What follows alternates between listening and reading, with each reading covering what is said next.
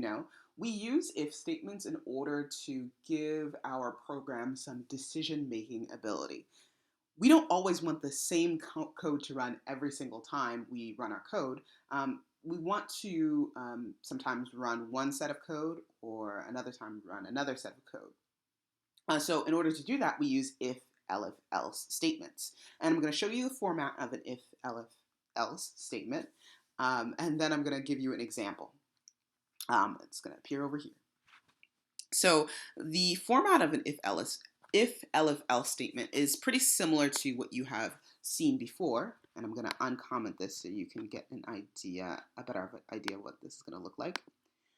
First, as you have done normally, you write your if, and then in parentheses, you write your condition. This is whatever you're testing to see whether or not it's going to be true. What you're also familiar with is this else part, which essentially means if everything else isn't true, then I want to run this code here. The new part that you're not as familiar with is this elif part. What the elif says is, hey, if the first condition isn't true, test this. And you can add as many elif conditions as you want. So I could add 3, 4, 2, 3, 4, 5, 6, 7, 27,000, as many as the computer can handle. You can add as many elif statements as you want. So just to kind of summarize, use this format, if, and then parentheses, and then your condition here, in order to, first and foremost, test to see if something is true. That could be, is x greater than 5? Is x equal to 100? Is color equal to red? You're just testing to see if some expression here is going to evaluate to true. You write your colon here, and then you write your code. Very similar down here, you're just testing something else. Well, if x wasn't equal to 100, maybe check to see if x is equal to 200 or less than 200. You write your condition, and then you write your colon here, then you write your code. And you can do this as many times as you want. So if I were to copy this here, just so you can see this, you could also, your if, elif, else statement could also look like this. It could look like this. It could look like this. But obviously, you're going to replace the hashtag do something with whatever code you want to run. And you're going to replace the condition with whatever test you want to run to see if, and again, example being if x is less than 5 or if x is less than 20. And then if all else fails, if everything up here was not true, then we run this else part.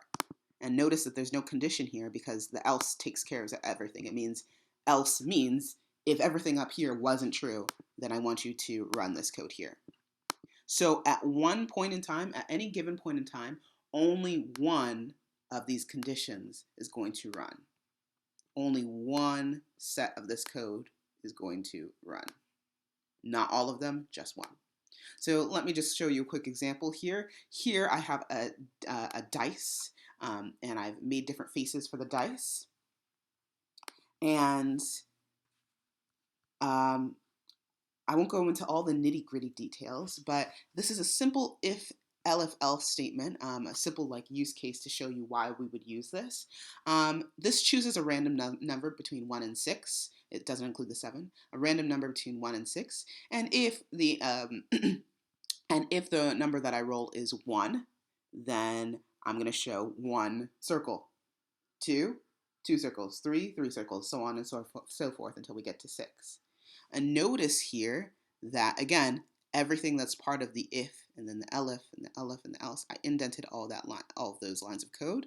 And notice that I didn't even have to write if the die is equal to 6, because there's only 6 possible numbers that can be chosen, 1, 2, 3, 4, 5, and 6.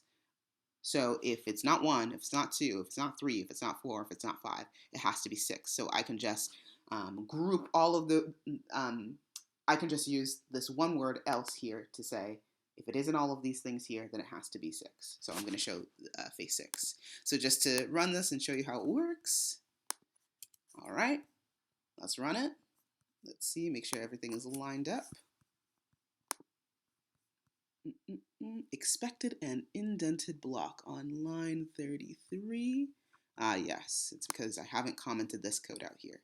So let me comment this out so it doesn't give me any trouble. I'm gonna run it.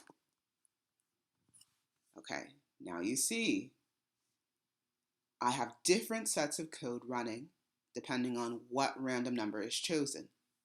So only one of these lines of code gets executed. Not all of them, just one.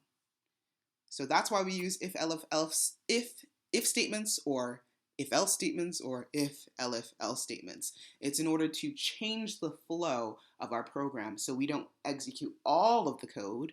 We execute only one portion of code based on what condition is met.